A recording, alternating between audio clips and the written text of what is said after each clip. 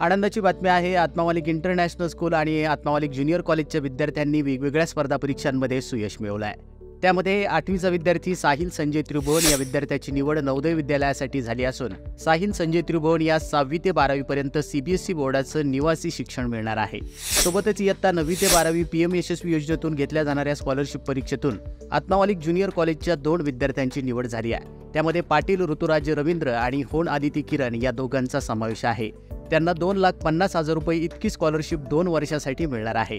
तसेच इयत्ता 9वीचा विद्यार्थी तरटे युवराज कैलास याची देखील PM यशस्वी स्कॉलरशिप परीक्षेतून गुणवत्ता यादीमध्ये निवड झाली आहे. त्यास 1,50,000 रुपयाची शिष्यवृत्ती 2 वर्षासाठी मिळणार आहे.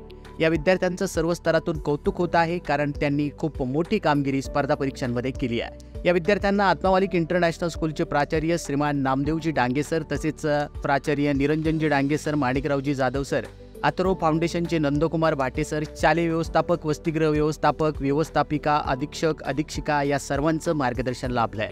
परमपूज्य सद्गुरू आत्मामालिक माऊलींच्या कृपा आशीर्वादासह यशवंत विद्यार्थ्यांचे संस्थेचे अध्यक्ष माननीय श्रीमान नंदकुमारजी सूर्यवंशी साहेब यांनी खूप खूप अभिनंदन केलं आहे आणि पुढील वाटचालीस हार्दिक शुभेच्छा दिल्या आहेत.